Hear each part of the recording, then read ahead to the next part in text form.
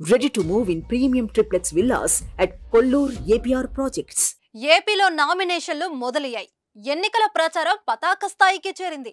ఈ సమయంలో కూటమిలో సీట్ల సర్దుబాటు, టీడీపీలో పోటీ చేసే అభ్యర్థుల మార్పుపైన చంద్రబాబు కీలక నిర్ణయం తీసుకున్నారు. 4 అభ్యర్థుల మార్పు ఖరారైంది.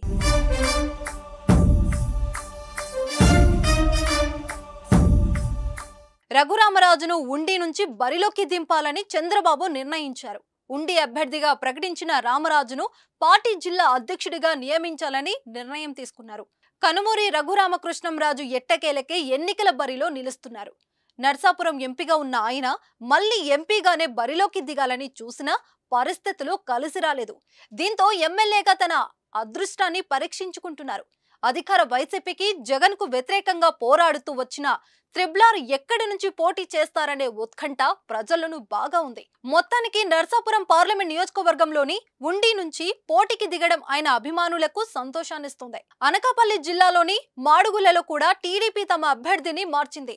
మాడుగులలో అంతకు ముందు ప్రవాసాద్రుడు పైలా ప్రసాదరావుకు సీటిచ్చారు. ఆయన క్షేత్రస్థాయిలో ప్రచారంలో వెనుకపడ్డారని తెలిసి ఆయన మార్చి మాజీ మంత్రి బండారు సత్యనారాయణ మూర్తిని అభ్యర్థిగా ఎంపిక చేసినట్లు తెలుస్తుంది.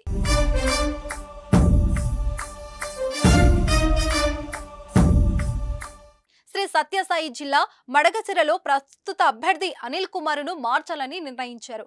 ఆయన అభ్యర్థిత్వాన్ని మాజీ ఎమ్మెల్సీ తిప్పేస్వామి వర్గం గట్టిగా వ్యతిరేకిస్తుంది. ఈ సీటును పార్టీ దళిత విభాగం రాష్ట్ర అధ్యక్షుడు ఎంఎస్ రాజుకి ఇవ్వనున్నారు. అన్నమయ్య జిల్లా తంబళ్లపల్లె అభ్యర్థి జయచంద్రారెడ్డి ప్రచారంలో వెనుకబడిపోయారని, పైగా ప్రత్యర్థి శిబిరంతో ఆయనకు వ్యాపార సంబంధాలున్నాయన్న టాక్. దీంతో ఆయన్ని మార్చాలని నిర్ణయించారట. ఇంకో 3 నుంచి 4 స్థానాల్లో మార్పులు చేయాలని టీడీపీ నాయకత్వం యోచిస్తుంది. కడప జిల్లా కమలాపురం, తిరుపతి జిల్లా వెంకటగిరిలో పార్టీ ఇన్ఛార్జీలకు బదులు వారి పిల్లలకు టికెట్లు ఇచ్చారు. ఈ 2 చోట్ల తిరిగి వారి తండ్రులకే ఇస్తే బాగుంటుందని టీడీపీ అధిష్టానానికి సూచనలు వచ్చాయి. దీంతో మార్పులపైన చంద్రబాబు తుది నిర్ణయం ఏంటనేది ఉత్కంఠ పెంచుతుంది. చూద్దాం మరి ఏం జరుగుతుందో.